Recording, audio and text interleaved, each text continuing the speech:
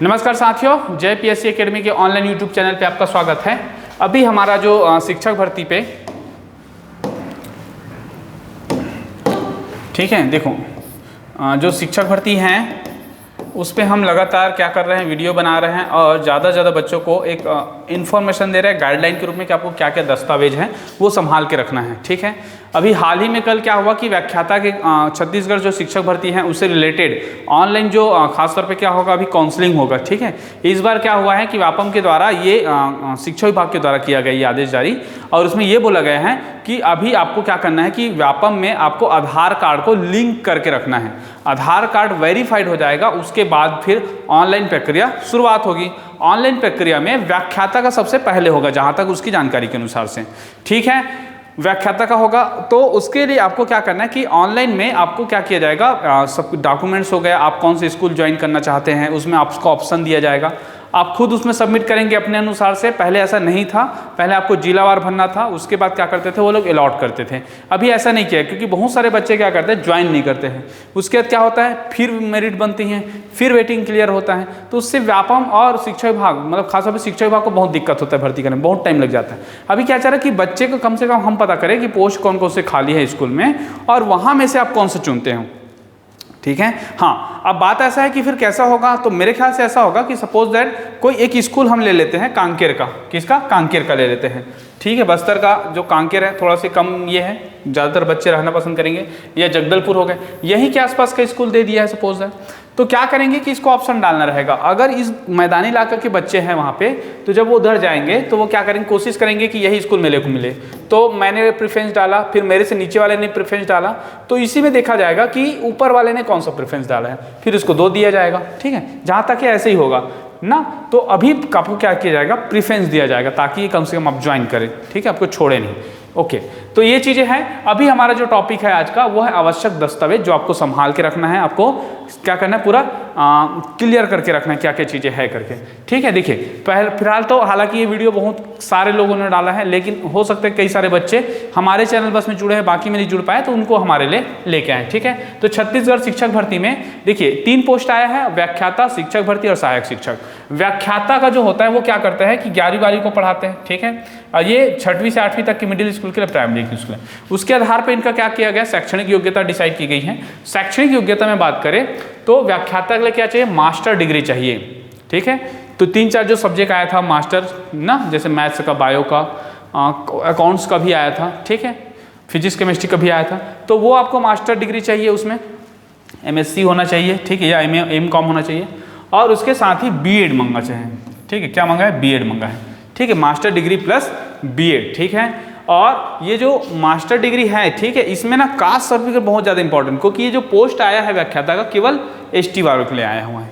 ठीक है, हाँ, तो इसमें और साथ ही साथ कुछ रूल्स भी बने हुए, मैं उतना अपडेट नहीं कर पाया, बट जो जैसे कि MSc कर रहे हो या फिर M.Com कर रहे हो तो उसमें उतना प्रतिशत चाहिए। आई थिंक पिछले बार भी ये विवाद हुआ था और बहुत सारे बच्चों को अपात्र कर दिया गया था, क्योंकि आपका जो मास्टर डिग्री में उतना जो न्यूनतम प्रतिशत चाहिए था उतना नहीं है ना। ठीक है, तो ये न्यूनतम प्रतिशत का आपको क्या करना है, पहले पता करके रखना है क्या है करके। ठीक है, क्योंकि खासतौर पे जैसे दूसरे स्टेट में ना छूट देते हैं 5% का, तो छत्तीसगढ़ में अभी दे रहा है नहीं दे रहा है, इसको थोड़ा सा अपडेट कर लीजिएगा। ठीक है, मैं पूरी जानकारी इसमें नहीं दे पा रहा हूँ, मैंने एक्चुअली इसको कवर नहीं किया था, लेकिन ये आपको बहुत आसानी से बाकी सारे चैनल में मिल जाएंगे। ठीक है, तो ये कितना प्रतिशत चाहिए अभी याद रखिएगा। ठीक है, आई थिंक ये 50 होगा और आई थिंक 55 होगा, 50% होगा और 45% ऐसा कुछ होगा।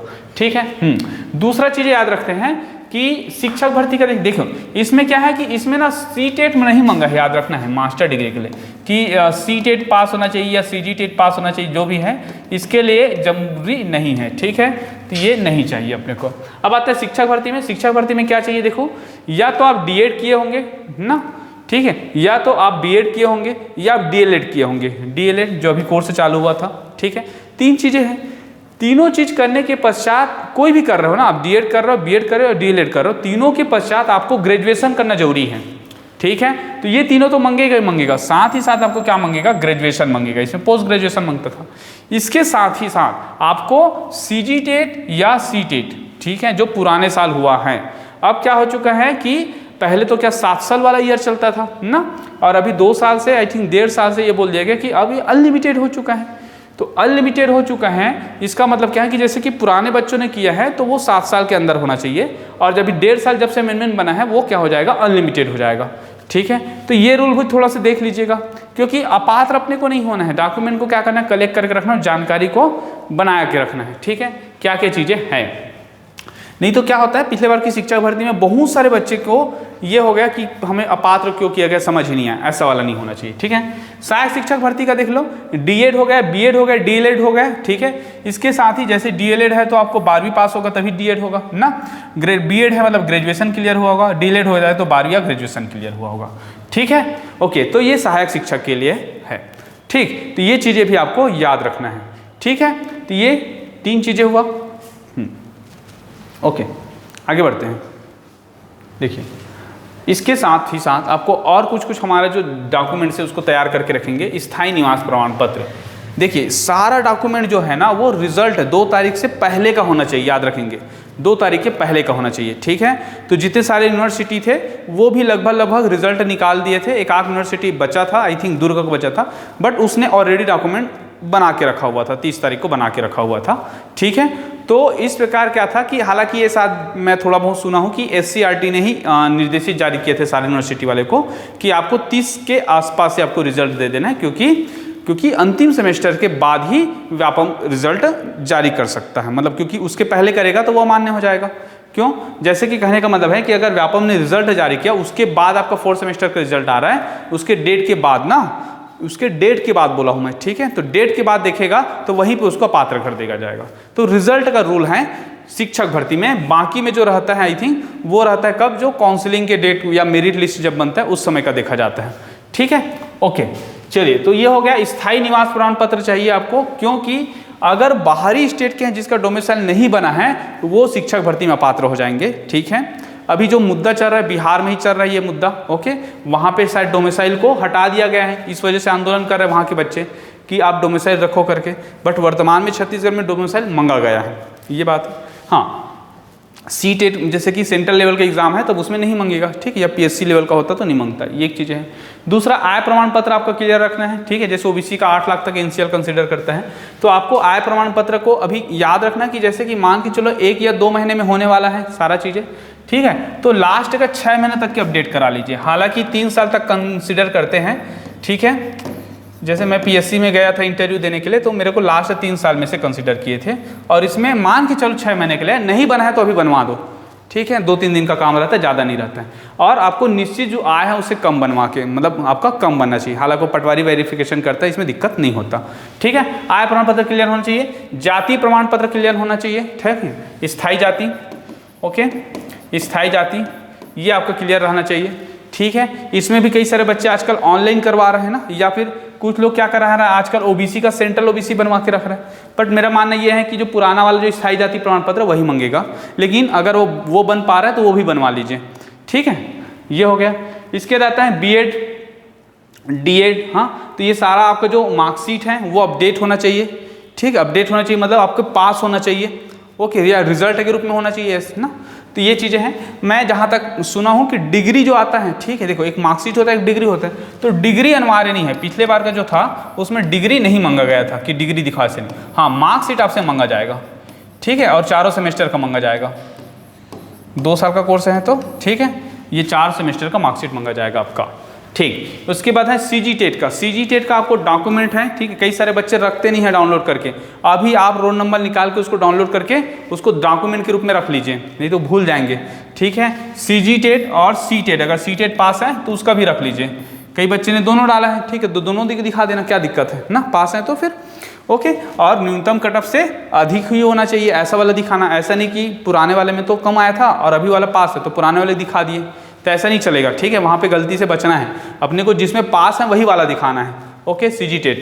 हाँ, आधार कार्ड या परिचय पत्र, वोटर ID, कोई भी आपको एक डॉक्यूमेंट रहेगा आपका। ठीक है, उसके बाद आएगा आपका शिक्षक भर्ती एवं असिस्टेंट टीचर का एडमिट कार्ड, इसको संभाल के रखिए। ठीक है, अगर वो गुम गया है तो आप उसको डाउनलोड करके रखिए, बाद में बहुत दिक्कत होता है, बहुत सारे बच्चों के साथ हुआ है। ये एडमिट कार्ड को हम क्या करते हैं, गंवा देते हैं, और कई बार साइड से हट जाता है। ठीक है, बहुत लंबा होता है, साइड से हटा देते हैं इसको, तो ये भी आप डाउनलोड करके रखिए। ठीक है। साथ ही साथ अभी जो व्यापम की रिजल्ट कॉपी आई है जिसमें आपका रैंक बना हुआ है और नंबर दिया हुआ है, ठीक है, क्या दिया हुआ है, रैंक दिया हुआ है, ओके, और आपका नंबर दिया गया है। तो ये चीज़ें भी अभी आप रखिए, ओके, ठीक है। तो ये चीज़ें आपको क्या करना है, आपको सबको संभाल के रखना है, कलेक्शन करके रखना है। कभी भी हम कर रहे हैं उम्मीद ना कि बहुत जल्दी से जल्दी क्या हो जाए, ये सब मामला सुलझ जाए और जल्दी से जल्दी क्या हो, प्रक्रिया चालू हो, ठीक है, ओके। अब इसके साथ बेसिक शैक्षणिक में आपका 10वीं का मार्कशीट, ओके, आपकी 12वीं का मार्कशीट, 10वीं का मार्कशीट बहुत ज़्यादा जरूरी है क्योंकि आपका डेट ऑफ बर्थ यहीं से वेरीफाई करता है। 12वीं का मार्कशीट हो जाएगा, ग्रेजुएशन का हो गया, ठीक है, और पोस्ट ग्रेजुएशन का अगर आप व्याख्याता के लिए कर रहे हैं तो, ठीक है, तो ये भी आपका जरूरी होगा, ठीक। तो ये चीज़ें हैं, कुछ चीज़ें और बता देते हैं, जैसे कि अपात्र होने के 2-3 कारण और दिखने को मिला था पिछले बार के शिक्षक भर्ती में। अपात्र होने के कारण कई बच्चे क्या करते हैं कि 2-3 यूनिवर्सिटी से काम चालू करते हैं, 2-3 यूनिवर्सिटी से, एक ही यूनिवर्सिटी से अलग अलग करना चालू कर देते हैं, ठीक है। अभी पता नहीं लास्ट अपडेट क्या है, लेकिन पिछले बार क्या हुआ था, कुछ बच्चे का ऐसा था, देखिए, जैसे कि किसी ने क्या कर रहा है, बीएड कर रहा है, क्या कर रहा है, बीएड कर रहे हैं, ठीक है, और उसी के साथ साथ उसी ईयर में वो ग्रेजुएशन भी कर रहे हैं, ठीक है।